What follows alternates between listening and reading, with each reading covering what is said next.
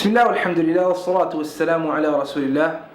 الحمد لله حمدا يوافي نعمه ويكافئ مزيده، وصلى الله على سيدنا محمد وعلى آله وصحبه أجمعين. اللهم علمنا ما ينفعنا وانفعنا بما علمتنا وزدنا علما يا كريم. In this little video, these few minutes, I want you to take home just 2 words, and anything else that you take and remember, that's extra. The 2 words are the 2 prophetic words where the Prophet ﷺ, guiding all of the Muslims, he said, لا تحاسدوا, do not have jealousy among one another. So this is a rule that all of us can live by. لا تحاسدوا, don't have jealousy among one another. Don't have jealousy against your brother. Don't have jealousy against your sister. And subhanAllah, jealousy is as such that it always usually occurs between people that are at the same level. Usually that's how jealousy occurs. It usually occurs between people that are at the same level. So you have a person who has some money, and you have another person who has the same amount of money. You'll find that both of them will be jealous of one another. But then you have another person that has loads and loads and loads and loads of money. Another person, he's got some money as well. The chances of them becoming jealous of one another, or the chances of the person that has a little bit of money becoming jealous of the person that has loads and loads of money, are fairly low, because he's like, you know what? He's given up. He says, the person has too much, it's too far, he's too far down the lane. What's the point of me even being jealous? That's why jealousy usually occurs among people who are in the same field and they're at the same level. MBA graduate from one university and another MBA graduate from another university, both of them get a job, but because one has a better job, maybe the other person will be jealous.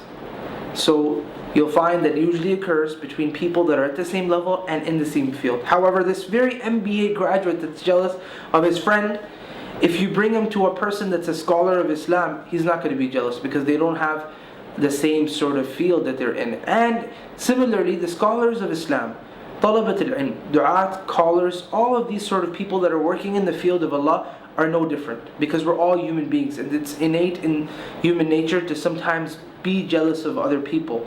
And Allah subhanahu wa ta'ala, though we do have that feeling innately within us, Allah subhanahu wa ta'ala has told us to cure that feeling by different ways of cure that are mentioned in the Quran and the Sunnah. So as I said, people that are working in the field of Islam, they're no different.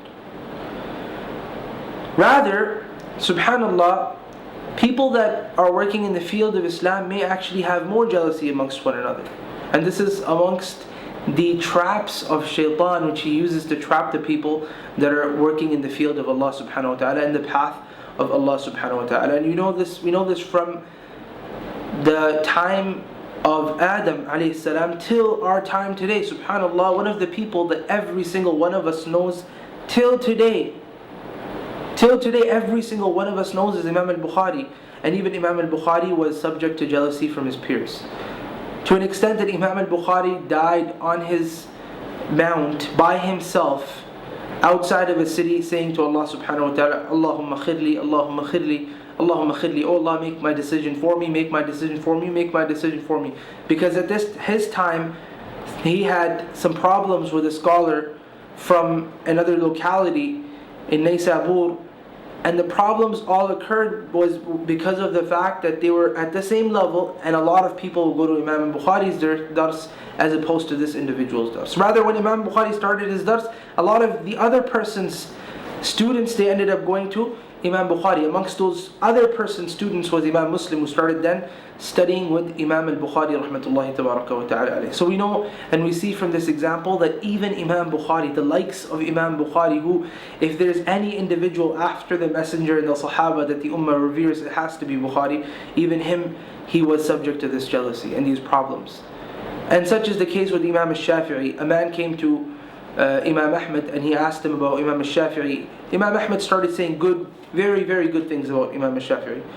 And then another man from the gathering, he said, what about Yahya ibn Ma'in? What about Abu Ubaid? They say such and such about Shafi'i.